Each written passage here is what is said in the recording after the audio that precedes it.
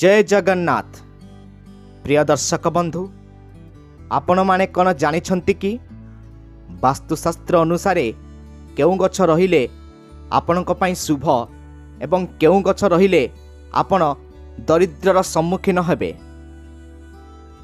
दर्शक बंधु, गोटे कहानी माध्यम रे मु आपनकु एही विषय रे जणाइबी, जहा द्वारा आपण सचेतन होई परिबे। एवं दर्शक बंधु, मोर छोटिया अनुरोध, वीडियोटी को शेष पर्यंत देखिबे, नहले अधा ज्ञान आपणक पई विपज्जनक होई पारे।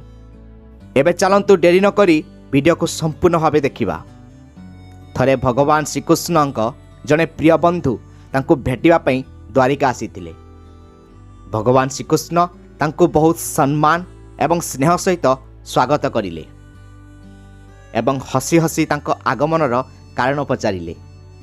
तांको बंधु कहिले, हे केशव, तुमे सर्वज्ञ, तुमे सबु किछि जान, तथापि आज मु तुम पाखकु जने व्यक्ति केउ गछ लगाइबा उचित ताहा जानिबा पई आसीछि।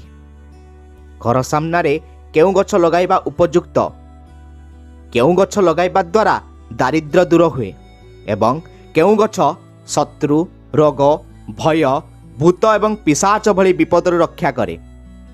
यह शुणी भगवान श्रीकृष्ण हसरे कहिले, हे बंधु, आज तुमे एक अत्यंत महान एवं लाभदायक प्रश्न पचारिछ। एही प्रश्न केवल तुमर मंगल नुहे, परम समस्त मानव जातिर मंगल सहित जड़ित।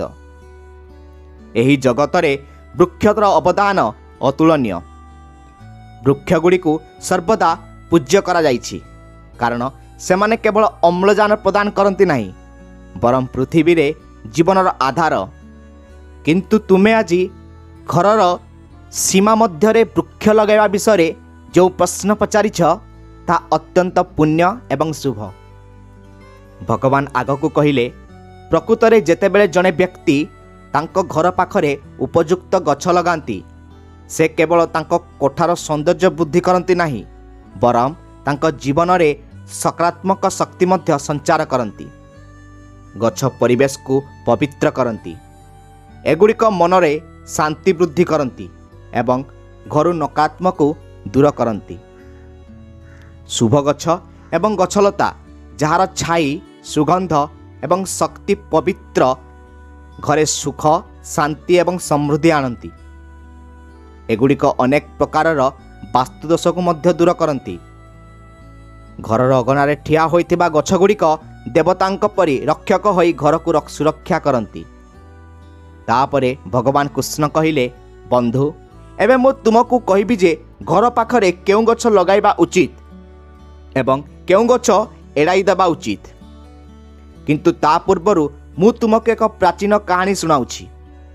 एई कहानी माध्यम रे तुमे निजे बुझी पारिबो जे मनुष्य जीवन रे गछ एवं गछर गभीर प्रभाव। केउ गछ दारिद्र्य को आमंत्रण करे एवं केउ गुड़िक सुख एवं समृद्धि विस्तार करे।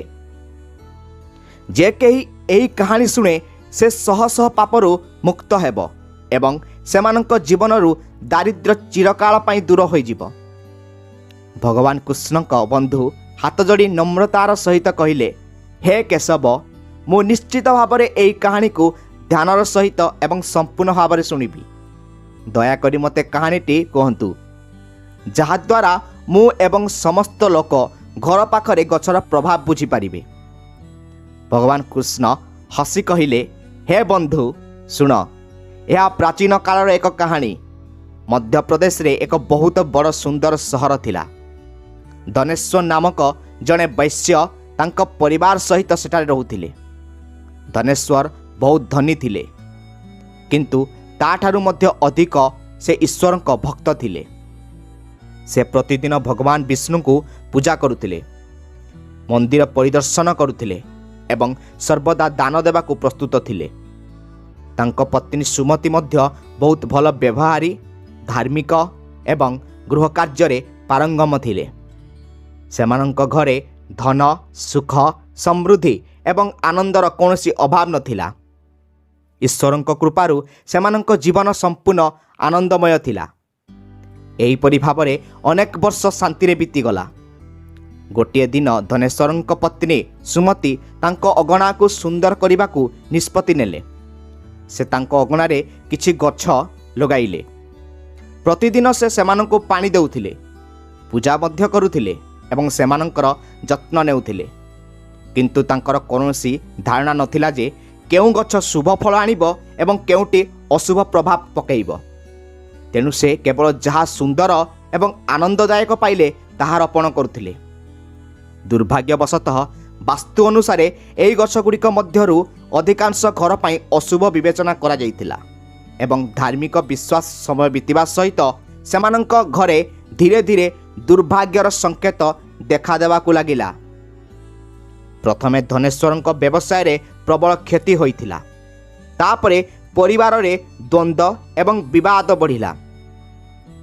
ଦମ୍ପତିଙ୍କ ସ୍ୱାମୀ ସ୍ତ୍ରୀ ମଧ୍ୟରେ ପ୍ରାୟତଃ ଝଗଡ଼ା ହେଉଥିଲା। ଗଛଗୁଡ଼ିକ ବଢ଼ିବା ସହିତ ସେମାନଙ୍କର ଜୀବନ ଦୁଃଖ, ଦାରିଦ୍ର୍ୟ ଏବଂ କଷ୍ଟରେ ପରିପୂର୍ଣ୍ଣ ହୋଇଗଲା। ଧନେଶ୍ୱରଙ୍କ ବ୍ୟବସାୟ ସମ୍ପୂର୍ଣ୍ଣ ଭୁଷୁଡ଼ି ପଡ଼ିଲା। ଘରେ ଟଙ୍କା ସରିଗଲା। ଖାଇବା ପାଇଁ ମଧ୍ୟ ଟଙ୍କା ରହିଲା ନାହିଁ। ଭୋକ ଏବଂ ଚିନ୍ତାରେ ଘରର ପରିବେଶ ଭାରି ହୋଇଗଲା। ଧନେଶ୍ୱରଙ୍କ ସ୍ତ୍ରୀ ବହୁତ ଦୁଃଖୀ ହୋଇଗଲେ। କେତେବେଳେ ସେ ତାଙ୍କ ସ୍ୱାମୀଙ୍କ ଉପରେ ରାଗି ଯାଉଥିଲେ ତ କେତେବେଳେ ନିଜକୁ ଅଭିଶାପ ଦେଉଥିଲେ। ଗୋଟିଏ ଦିନ ସେ କ୍ରୋଧରେ କହିଲେ, ହେ ସ୍ୱାମୀ, ଏବେ କିଛି କାମ କର, କୌଣସି ସ୍ଥାନକୁ ଯାଅ ଏବଂ କିଛି ଟଙ୍କା ରୋଜଗାର କର। ତାପରେ ଧନେଶ୍ୱର ଗାଁରୁ ଗାଁ ବୁଲି କାମ ମାଗୁଥିଲେ, କିନ୍ତୁ କେହି ତାଙ୍କୁ କାମ ଦେଲେ ନାହିଁ। କ୍ଳାନ୍ତ ହୋଇ ସେ ଘରକୁ ଫେରି କହିଲେ, ହେ ପ୍ରିୟ, ମୁଁ କୌଣସି ସ୍ଥାନରେ କାମ ପାଉନାହିଁ। ଏବେ ମୁଁ କେଉଁଠିକୁ ଯିବି? ଏହା ଶୁଣି ସୁମତି ଆହୁରି ଦୁଃଖିତ ହୋଇଗଲେ। ଧୀରେ ଧୀରେ ସେମାନେ ସମସ୍ତ ଘରର ଅଳଙ୍କାର ବିକ୍ରି କରିଦେଲେ। ସେମାନଙ୍କ ପାଖରେ ଥିବା ଅଳ୍ପ ଖାଦ୍ୟ ସହିତ ସେମାନେ କିଛି ଦିନ ବଞ୍ଚି ରହିଲେ, କିନ୍ତୁ ଏବେ ସେମାନଙ୍କ ପାଖରେ କିଛି ମଧ୍ୟ ବାକି ନଥିଲା। ଏହିପରି କେବଳ ଅଶୁଭ ଗଛ ଲଗାଇବା ଯୋଗୁଁ ପରିବାର ଯାହା ଥରେ ସମୃଦ୍ଧି ଏବଂ ଆନନ୍ଦରେ ପ୍ରତୀକ ଥିଲା, ସମ୍ପୂର୍ଣ୍ଣ ଦାରିଦ୍ର୍ୟ ଏବଂ ଦୁଃଖରେ ବୁଡ଼ିଗଲା। କିନ୍ତୁ ଧନେଶ୍ୱର ଏବଂ ସୁମତି ବୁଝିପାରିଲେ ନାହିଁ ଯେ ସେମାନଙ୍କ ଦୁର୍ଭାଗ୍ୟର ମୂଳ କାରଣ ହେଉଛି ସେମାନଙ୍କ ନିଜ ଅଗଣାରେ ଲଗାଯାଇଥିବା ଅଶୁଭ ଗଛ। ତାପରେ ଗୋଟିଏ ଦିନ ଯେତେବେଳେ ଧନେଶ୍ୱର ଏବଂ ସୁମତି ଅତ୍ୟନ୍ତ ଦୁଃଖିତ ଏବଂ ଦରିଦ୍ର ହୋଇଗଲେ, ଜଣେ ସନ୍ଥ ସେମାନଙ୍କ ଦ୍ୱାରରେ ପହଞ୍ଚିଲେ। ସନ୍ଥଙ୍କର ଉଜ୍ଜଳ ମୁହଁ ଏବଂ ଏକ ଦିବ୍ୟ ଆଭା ଆସୁଥିଲା, ଯାହା ଶାନ୍ତି ଏବଂ କରୁଣାରେ ପରିପୂର୍ଣ୍ଣ ଥିଲା। ତାଙ୍କୁ ଦେଖି ଧନେଶ୍ୱର ତୁରନ୍ତ ଠିଆ ହେଲେ। ହାତ ଯୋଡ଼ି ନମ୍ର ଭାବରେ ପ୍ରଣାମ କରି କହିଲେ, ହେ ସାଧୁ ମହାରାଜ, ଦୟାକରି ଆସନ୍ତୁ। ଏହି ଗରିବ ଲୋକର ଘରକୁ ଆପଣଙ୍କୁ ସ୍ୱାଗତ। ଦୟାକରି ମୋତେ କୁହନ୍ତୁ ଯେ ମୁଁ ଆପଣଙ୍କର କିପରି ସେବା କରିପାରିବି? ସାଧୁ ମହାରାଜ ଶାନ୍ତ ସ୍ୱରରେ କହିଲେ, ହେ ମହାଶୟ, ମୁଁ ବହୁତ ଦିନ ଧରି ତୀର୍ଥଯାତ୍ରାରେ ଅଛି। ମୁଁ ମୋର ନିରନ୍ତର ବୁଲିବା ଯୋଗୁଁ ଅତ୍ୟନ୍ତ କ୍ଳାନ୍ତ। ସେଥିପାଇଁ ମୁଁ ବିଶ୍ରାମ ନେବା ପାଇଁ ସ୍ଥାନ ଗୋଟେ ଖୋଜୁଥିଲି।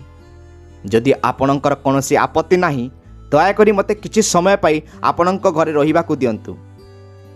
ମୁଁ ଅନେକ ଦିନ ଧରି ଭୋକିଲା ଅଛି। ଯଦି ମୁଁ କିଛି ଖାଦ୍ୟ ପାଇପାରିବି, ତେବେ ଏହା ଏକ ମହାନ ଅନୁଗ୍ରହ ହେବ। ସାଧୁଙ୍କର ନମ୍ର ଏବଂ କରୁଣାପୂର୍ଣ୍ଣ କଥା ଶୁଣି ଧନେଶ୍ୱରଙ୍କ ଆଖି ଶ୍ରଦ୍ଧାରେ ଭରିଗଲା। ସେ କହିଲେ, ହେ ସାଧୁ ମହାତ୍ମା, ଆପଣ ନିଶ୍ଚିତ ଭାବରେ ଜଣେ ମହାନ ଏବଂ ଧାର୍ମିକ ଆତ୍ମା। ଆପଣଙ୍କ ମୁହଁରେ ଏକ ଦିବ୍ୟ ଆଲୋକ ବିକିରଣ ହେଉଛି। ଏହା ମୋର ସୌଭାଗ୍ୟ ଯେ ଆପଣଙ୍କ ପାଦ ମୋ ଘରକୁ ସ୍ପର୍ଶ କରିଛି।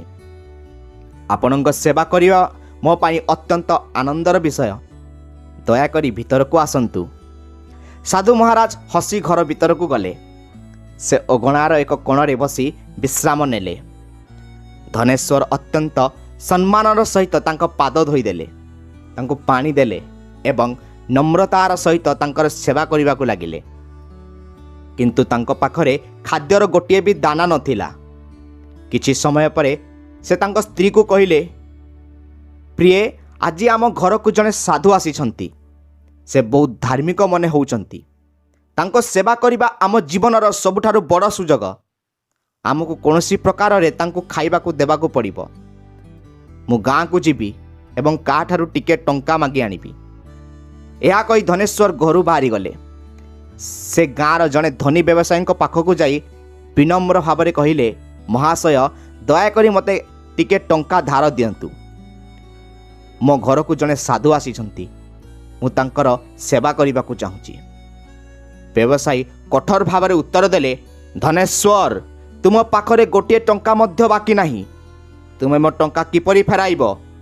धनेश्वर कहिले, महाशय दयाकरी मो उपरे दया कर, मु प्रतिश्रुति दउछि जे मु शीघ्र तुमर टंका फेराई देबी। जदि मु करि पारिबि नाही तेबे तुमे मो घर नहीं पारिब। तापरे से धनी व्यक्ति किछि समय पाई चिंता कले, तांकर कठोरता तरली गला एवं से कहिले, ठीक अछि, जदि तुमे प्रतिश्रुति दउछ तेबे एही टंका नियो, किंतु जदि तुमे याकू फेराइब नाही तेबे तुमर घर मोर हो जिवो। धनेश्वर दृढ़ भाव में कहिले, मु प्रतिश्रुति देउछि। तापरे से सही धनी व्यक्ति ठारू किछि टंका नहीं बाजार को गले। सही टंकारे से क्षीर, चाउल, पनीपरिबा, मैदा एवं चीनी भली अत्यावश्यक जिनिस किणी घर को आसिले। से खुशी तांको स्त्री को कहिले, प्रिय एबे सेही संतक पाई प्रेम सहित भजन प्रस्तुत कर। तांको स्त्री सुमति तुरंत रोषेई घर प्रस्तुत कले। शीघ्र एक स्वादिष्ट भोजन प्रस्तुत करी से एहाकू एक थाली रे परिवेषण कले एवं अत्यंत नम्रतार सहित संतक सम्मुख रे रखिले। संत प्रेमर सहित भजन ग्रहण कले।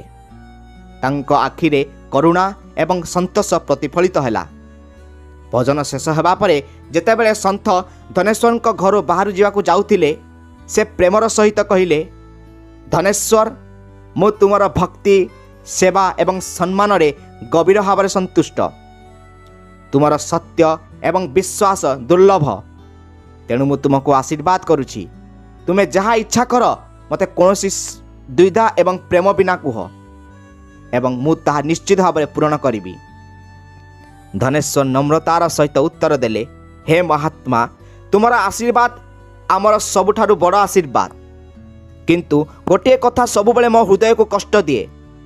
मु सर्वदा भगवान विष्णु को पूजा करिछि, मु सत्यर पथ अनुसरण करिछि, मु केबे काहाकू क्षति करि नाही। तथापि मते काहेकि दारिद्र्य एवं दुखर जीवन सहिबाकू पड़ुछि? दया करी मते कुहंतु, केउ पाप आम जीवन रे एते दुख आणुछि एवं एही दारिद्र्यरु रक्षा पाइबार उपाय कौन? ऋषि तांकु शांत भाव चाहि कहिले, पुत्र धनेश्वर, मु तुम द्वार रे पहुँचवा मात्रे मु जानि पारिली जे तुमे काहेकि एते दरिद्र।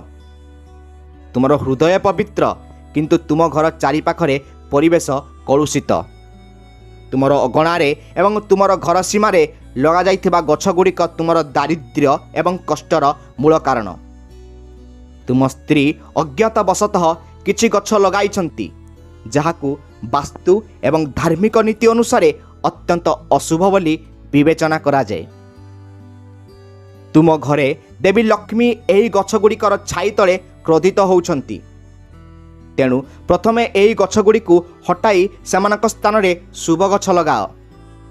धनेश्वर बहुत विनम्रता सहित कहिले, हे महात्मा, तुमे ज्ञानर अवतार, दयाकरी मते विस्तारित भाव में कह जे केउ गछ घर पाखरे लगाइबा योग्य, जहा आम जीवन रे संपूर्ण सुख, शांति, समृद्धि आनी थाए, एवं केउ गछ आमे केबे लगाइबा उचित नुहे। मु तुमर प्रत्येक आदेश पालन करिबी। महात्मा कहिले, हे पुत्र, ठीक अछि, एबे ध्यान दे सुन। मु तुमको सेही समस्त पवित्र गछ विषय रे कहिबी, जहा घर पाखरे लगाइले शुभ फल मिली थाए एवं जीवनरु दारिद्र्य दूर करे। प्रथमे जानिबा आमे पिपल गछ विषय रे। पिपल गछ को पृथ्वीर भगवान विष्णु को अवतार भाव में विवेचना करा जाए। जल भंडार किंबा पवित्र स्थान निकट रे पिपल गछ लगाइबा शह शह यज्ञ करिबा सहित समान। पिपल पत्र पानी रे पड़िले यह नैवेद्य परि होई पितृपुरुषों को संतुष्ट करे एवं समस्त प्रकार पितृपुरुषों पापरु दूर करे। जो व्यक्ति प्रतिदिन स्नान परे पिपल गछ को छुई थाए, से पापरु मुक्त होई अनंत विजय प्राप्त करे। ପିପଳ ଗଛକୁ ଛୁଇଁଲେ ଦେବୀ ଲକ୍ଷ୍ମୀଙ୍କ ଆଶୀର୍ବାଦ ମିଳିଥାଏ ଏବଂ ଏହାକୁ ପରିକ୍ରମା କରିବା ଦ୍ୱାରା ଦୀର୍ଘାୟୁ ବୃଦ୍ଧି ହୋଇଥାଏ। ପିପଳ ଗଛର ମୂଳକୁ ଭଗବାନ ବିଷ୍ଣୁଙ୍କର ବାସସ୍ଥାନ ଏବଂ ଗଣ୍ଡି ଭଗବାନ ଶିବଙ୍କର ଏବଂ ବ୍ରହ୍ମାଙ୍କର ମୁକୁଟ ବୋଲି କୁହାଯାଏ। ଅମାବାସ୍ୟା ଦିନ ପିପଳ ଗଛ ସମ୍ମୁଖରେ ପ୍ରଣାମ କରି ଯେଉଁ ପୁଣ୍ୟ ମିଳେ ତାହା 1000 ଗାଈ ଦାନ କରିବା ସହିତ ସମାନ। ପିପଳ ଗଛ ପରି ଏହି ଜଗତରେ ଅନ୍ୟ କୌଣସି ପବିତ୍ର ଗଛ ନାହିଁ, କାରଣ ଭଗବାନ ହରି ସ୍ୱୟଂ ଏହି ଗଛ ରୂପରେ ପୃଥିବୀରେ ବାସ କରନ୍ତି। ଯେ କେହି ପିପଳ ଗଛ କାଟିଥାଏ କିମ୍ବା ଏହାର ଡାଳ ଭାଙ୍ଗିଥାଏ ସେ ମହାପାପ କରେ ଏବଂ ଅଳ୍ପ ପାଇଁ ନର୍କରେ ଯାତନା ଭୋଗ କରେ। ତେଣୁ ହେ ବତ୍ସ, ପିପଳ ଗଛର ସେବା କର, ଏହାକୁ ଜଳ ଦିଅ ଏବଂ କେବେ କ୍ଷତି କର ନାହିଁ। ଏହି ଗଛ ଧନ ସମ୍ପତ୍ତି ଏବଂ ସୁଖର ଉତ୍ସ। ଋଷି କିଛି ସମୟ ପାଇଁ ସ୍ଥଗିତ ରହି କହିଲେ, ଶୁଣ, ଏବେ ମୁଁ ତୁମକୁ ଦ୍ୱିତୀୟ ଗଛ ବିଷୟରେ କହୁଛି।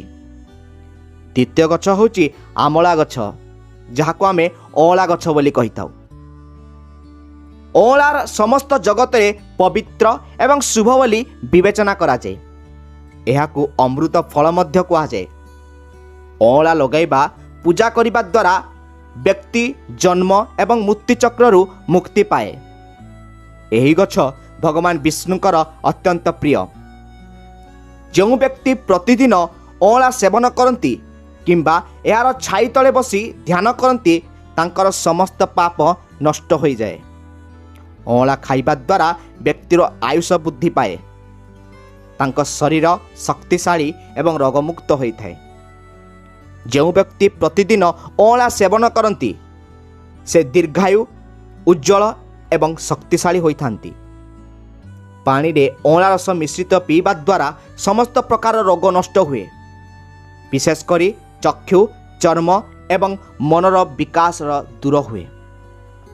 ଯଦି ଜଣେ ବ୍ୟକ୍ତି ସ୍ନାନରେ ଅଁଳା ପାଣି ମିଶାଇ ସ୍ନାନ କରନ୍ତି ତେବେ ତାଙ୍କ ଜୀବନରୁ ଦାରିଦ୍ର୍ୟ, ଦୁଃଖ ଏବଂ ଦୁର୍ଭାଗ୍ୟ ଦୂର ହୋଇଯାଏ ଏବଂ ସେ ସମସ୍ତ ପ୍ରକାରର ଧନ ଏବଂ ସୌଭାଗ୍ୟର ହକଦାର ହୋଇଯାଆନ୍ତି।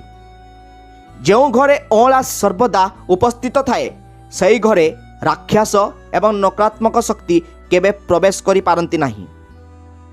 ଯଦି ଏକାଦଶୀରେ ଅଁଳା ଦେଖାଯାଏ କିମ୍ବା ସେବନ କରାଯାଏ ତେବେ ବ୍ୟକ୍ତିଙ୍କୁ ସେହି ପୁଣ୍ୟ ମିଳିଥାଏ ଯାହା ସମସ୍ତ ତୀର୍ଥସ୍ଥଳରେ ସ୍ନାନ କରିବା ଅପେକ୍ଷା ମହାନ ହୋଇଥାଏ।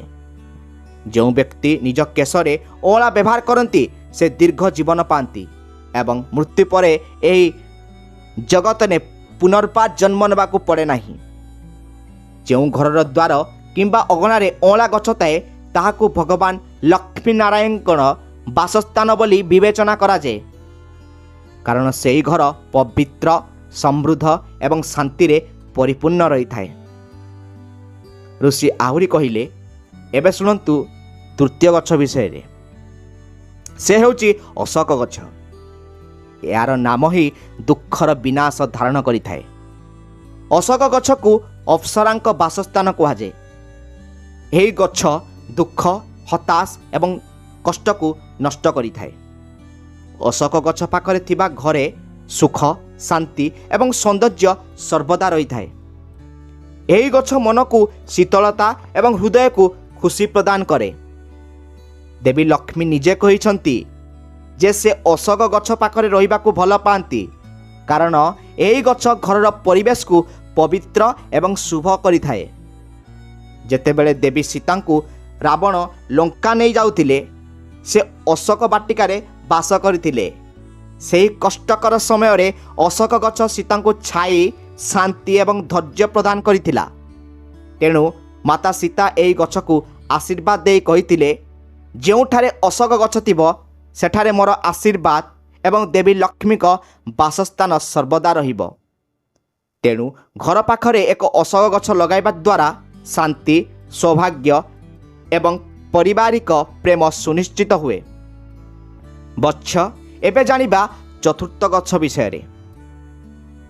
ଚତୁର୍ଥ ଗଛ ହେଉଛି କଳ୍ପ ଗଛ, ଯାହାକୁ ଆମେ ପକଡ଼ ଗଛ ବୋଲି କହିଥାଉ। ଏହି ଗଛକୁ ଅତ୍ୟନ୍ତ ପୁଣ୍ୟ ବୋଲି ବିବେଚନା କରାଯାଏ।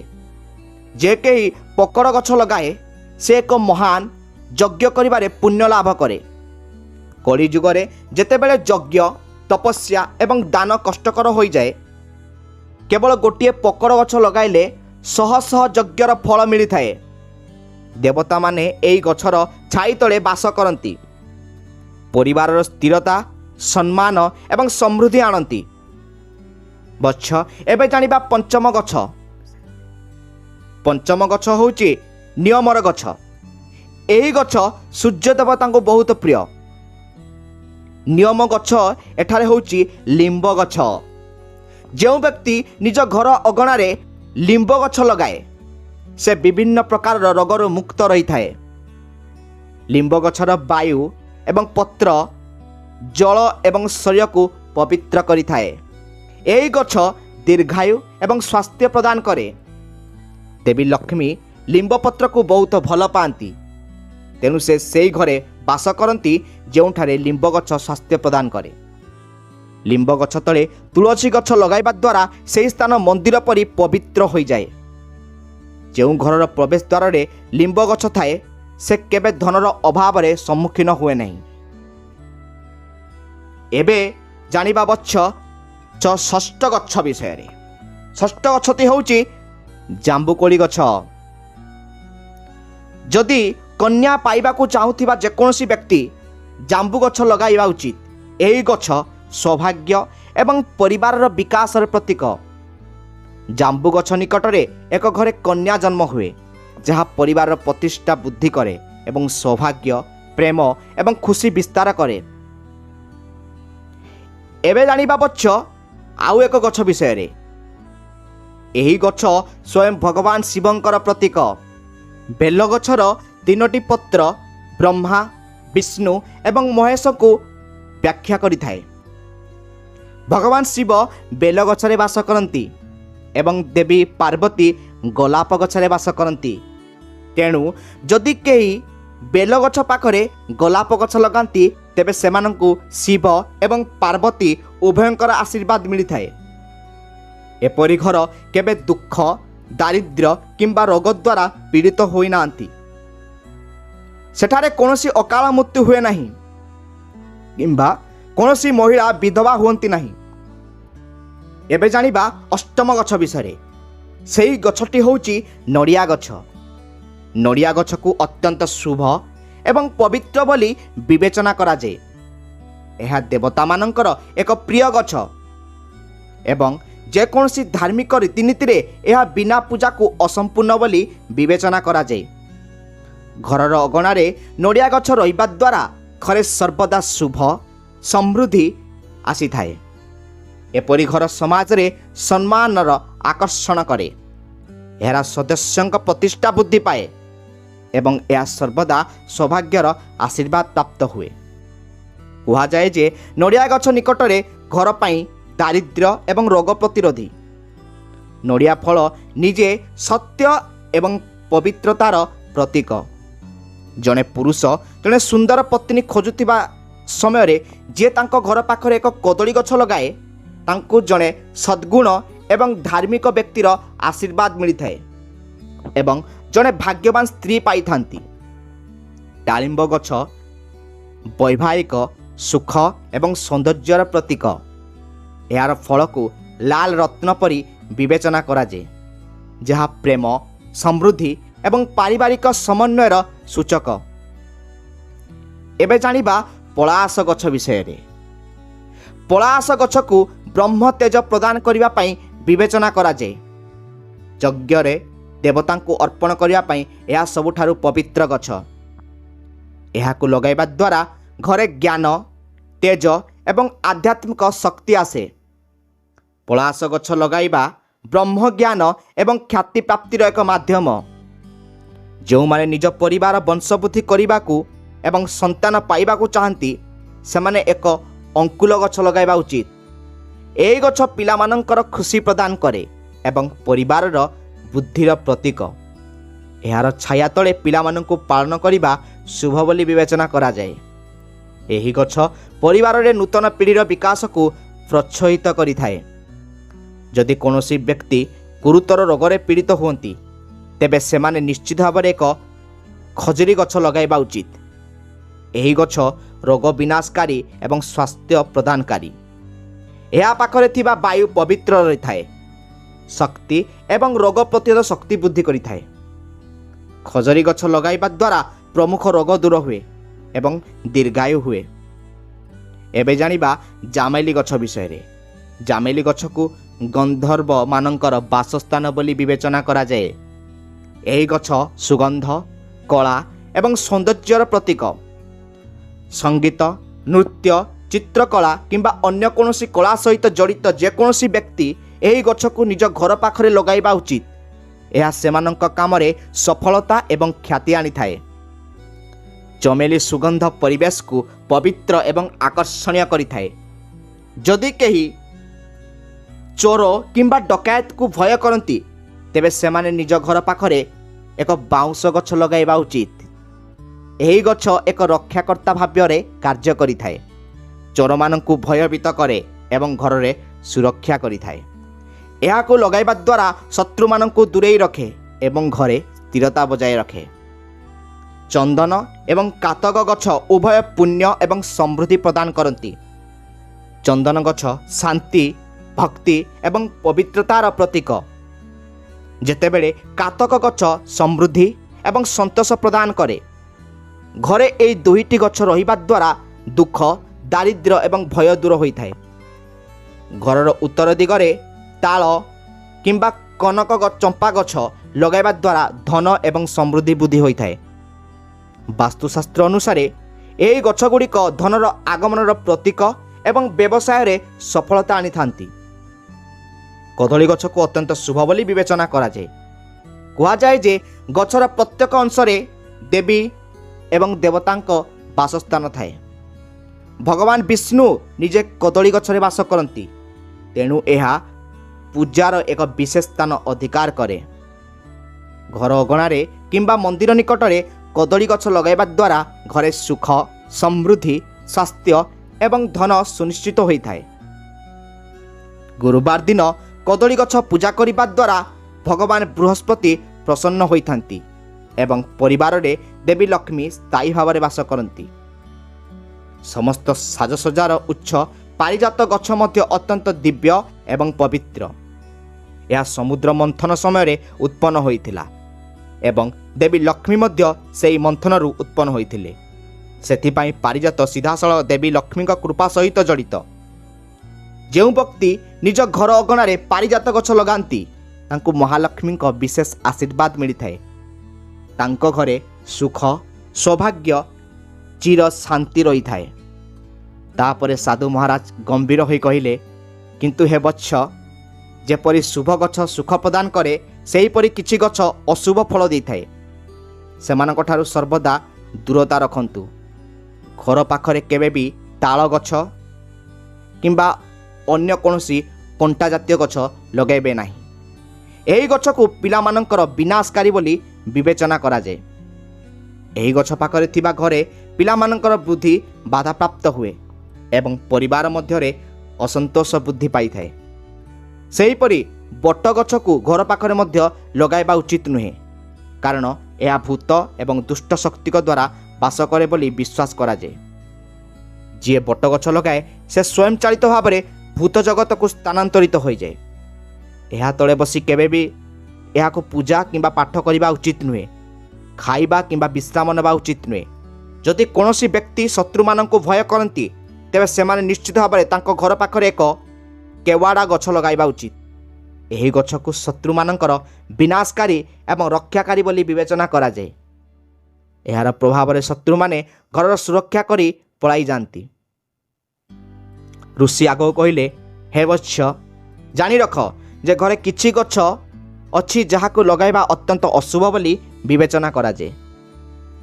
କଣ୍ଟା କିମ୍ବା ଭାଙ୍ଗିବା ସମୟରେ କାଣ୍ଡ କିମ୍ବା ଡାଳରୁ କ୍ଷୀର ବାହାରିବା ଆବଶ୍ୟକ ନୁହେଁ। ଏପରି ଗଛଗୁଡ଼ିକର ନକାରାତ୍ମକ ଶକ୍ତି ବାସ କରେ, ଯାହା ପରିବାରରେ ବିବାଦ, ଚିନ୍ତା ଏବଂ ଦାରିଦ୍ର୍ୟ ଆଣିଥାଏ। ଘର ସାମ୍ନାରେ କେବେ ବି ବାବଲି ଗଛ ଲଗାଇବା ଉଚିତ ନୁହେଁ, କାରଣ ଏହା ବିପଜ୍ଜନକ ପରିସ୍ଥିତି ଆଣିଥାଏ। ଏହା ପରିବାରରେ ମତଭେଦ ଏବଂ ବିବାଦ ସୃଷ୍ଟି କରିଥାଏ।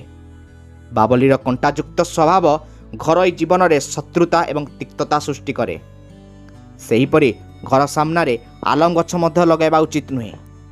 ଏହି ଗଛ ନକାରାତ୍ମକ ଶକ୍ତିକୁ ଆକର୍ଷିତ କରେ, ଯାହା ଫଳରେ ଘରେ ଧନ ନଷ୍ଟ ହୁଏ, ଶତ୍ରୁ ବୃଦ୍ଧି ପାଇଥାଏ, ମନରେ ଅସ୍ଥିରତା ସୃଷ୍ଟି ହୁଏ। ଘର ସାମ୍ନାରେ ପପଇ ଗଛ ଲଗାଇବା ମଧ୍ୟ ନିଷେଧ। ପପଇ କାଟିଲେ କ୍ଷୀର ରସ ନିର୍ଗତ ହୁଏ, ଯାହାକୁ ଆମେ ଅମୃତଭଣ୍ଡା ଗଛ କହିଥାଉ, କାରଣ ଏହାର ଅଶୁଭ କାରଣ ବୋଲି ବିବେଚନା କରାଯାଏ। ଗଛର ପ୍ରଭାବ ଧନ ନଷ୍ଟ କରେ, ରୋଗ ଏବଂ ଦାରିଦ୍ର୍ୟ ବୃଦ୍ଧି କରେ। ଯଦି ଏହି ପିପଳ ଗଛ କୋଠାର ପୂର୍ବ ଦିଗରେ ଥାଏ, ତେବେ ଏହା ଦାରିଦ୍ର୍ୟ ସୃଷ୍ଟି କରେ। ପିପଳ ଗଛ ନିଶ୍ଚିତ ଭାବରେ ପବିତ୍ର, କିନ୍ତୁ ଯଦି ଏହାର ସ୍ଥାନ ସଠିକ୍ ଦିଗରେ ନଥାଏ, ତେବେ ଏହା ଫଳ ଦେବ ନାହିଁ। ପିପଳ ଗଛକୁ ଘରର ପ୍ରବେଶ ଦ୍ୱାରରେ ନୁହେଁ, ମନ୍ଦିର, ନଦୀକୂଳ କିମ୍ବା ଜଳାଶୟ ନିକଟରେ ଲଗାଇବା ସର୍ବଦା ଶୁଭ। ଯଦି ବଟ ଗଛ ଘରର ପଶ୍ଚିମ ଦିଗରେ ଅବସ୍ଥିତ, ତେବେ ଏହା ଦୁଃଖ ଏବଂ ଦୁଃଖର ପରିବେଶ ସୃଷ୍ଟି କରେ। ବଟ ଗଛ ଅତ୍ୟନ୍ତ ଶକ୍ତିଶାଳୀ, ତେଣୁ ଏହାକୁ ଘରର ସୀମା ମଧ୍ୟରେ ନୁହେଁ, କେବଳ ବଡ଼ ଅଞ୍ଚଳ ମନ୍ଦିର ଲଗାଇବା ଶୁଭ ବୋଲି ବିବେଚନା କରାଯାଏ। ଦକ୍ଷିଣ ଦିଗରେ ତୁଳସୀ ଗଛ ଲଗାଇବା ମଧ୍ୟ ନିଷେଧ। ତୁଳସୀ ଦେବୀଙ୍କର ଅତ୍ୟନ୍ତ ପବିତ୍ର ରୂପ, ତେଣୁ ଏହାର ସ୍ଥାନ ସର୍ବଦା ପୂର୍ବ କିମ୍ବା ଉତ୍ତର ଦିଗରେ ହେବା ଉଚିତ। ଯଦି ତୁଳସୀ ଦକ୍ଷିଣ ଦିଗରେ ଅବସ୍ଥିତ, ତେବେ ପିଲାମାନେ ଅସୁବିଧା କିମ୍ବା ରୋଗରେ ସମ୍ମୁଖୀନ ହୋଇପାରନ୍ତି। ଋଷି ଆହୁରି କହିଲେ, ହେ ବତ୍ସ, ଯଦି କୌଣସି ମୃତ ଗଛର ଛାଇ ଘରେ ପଡ଼େ, ତେବେ ଏହା ମୃତ୍ୟୁର ସଂକେତ। ଏପରି ଗଛ ଘରେ ବିନାଶକାରୀ ଶକ୍ତି ବିସ୍ତାର କରେ, ତେଣୁ ଶୁଖିଯିବା କିମ୍ବା ଶୁଖିଯାଇଥିବା ମାତ୍ରେ ଏହାକୁ ଉପାଡ଼ି ତୁରନ୍ତ ହଟାଇ ଦେବା ଉଚିତ। କେବଳ ଜୀବନ୍ତ ବୃକ୍ଷ ହିଁ ଘରେ ଶୁଭ ଏବଂ ଜୀବନଦାୟକ ଶକ୍ତି ଆଣେ। ତାପରେ ଋଷି କହିଲେ, ହେ ବତ୍ସ, ମୁଁ ତୁମକୁ ସମସ୍ତ ଶୁଭ ଏବଂ ଅଶୁଭ ବୃକ୍ଷ ବିଷୟରେ ବିସ୍ତୃତ ଜ୍ଞାନ ଦେଲି। ଯଦି ତୁମେ ଏହି ନିୟମଗୁଡ଼ିକୁ ପାଳନ କର ଏବଂ ଶୁଭ ବୃକ୍ଷ ଲଗାଅ, ତେବେ ତୁମର ଜୀବନ ସମ୍ପୂର୍ଣ୍ଣ ସୁଖ, ଶାନ୍ତି ଏବଂ ସମୃଦ୍ଧିରେ ପରିପୂର୍ଣ୍ଣ ହେବ। ଏହି ବୃକ୍ଷଗୁଡ଼ିକ କେବଳ ଛାଇ ପ୍ରଦାନ କରନ୍ତି ନାହିଁ, ଏଗୁଡ଼ିକ ଦେବତାମାନଙ୍କର ପ୍ରକାଶ, ଯାହା ମାନବ ଜୀବନକୁ ସନ୍ତୁଳିତ, ପବିତ୍ର ଏବଂ ସମୃଦ୍ଧ କରିଥାଏ। ଏହା ଶୁଣି ଧନେଶ୍ୱର ହାତ ଯୋଡ଼ି କହିଲେ, ହେ ମହାତ୍ମା, ଆଜି ତୁମେ ମୋତେ ଏପରି ଜ୍ଞାନ ଦେଇଛ, ଯାହା ମୋ ଜୀବନରେ ଅନ୍ଧକାରକୁ ଦୂର କରିବ। ମୁଁ ତୁମ ପ୍ରତି ସର୍ବଦା କୃତଜ୍ଞ ରହିବି। ଋଷି ପ୍ରେମରେ ହସି ତାଙ୍କୁ ଆଶୀର୍ବାଦ କଲେ। ପୁତ୍ର, ସୁଖ ଏବଂ ସମୃଦ୍ଧି ଏବେ ତୁମ ଘରକୁ ଫେରି ଆସିବ। ଏହି କଥା କହି ଋଷି ଅଦୃଶ୍ୟ ହୋଇଗଲେ। ଯେତେବେଳେ ଧନେଶ୍ୱର ଏବଂ ତାଙ୍କ ପତ୍ନୀ ସୁମତି ଋଷିଙ୍କୁ ହଠାତ୍ ଅଦୃଶ୍ୟ ହେବାର ଦେଖିଲେ, ସେମାନେ ଅନୁଭବ କଲେ ଯେ ସେ କୌଣସି ସାଧାରଣ ତପସ୍ୱୀ ନୁହନ୍ତି, ନିଜେ ଭଗବାନ ବିଷ୍ଣୁ ସେମାନଙ୍କୁ ଉଦ୍ଧାର କରିବାକୁ ଆସିଥିଲେ। ଉଭୟ ସ୍ୱାମୀ ଓ ସ୍ତ୍ରୀଙ୍କ ଆଖିରୁ ଲୁହ ଝରି ପଡ଼ିଲା। ଅଭିଭୂତ ହୋଇ ସେମାନେ ଭଗବାନ ବିଷ୍ଣୁଙ୍କୁ ପ୍ରଣାମ କରିବାକୁ ଲାଗିଲେ।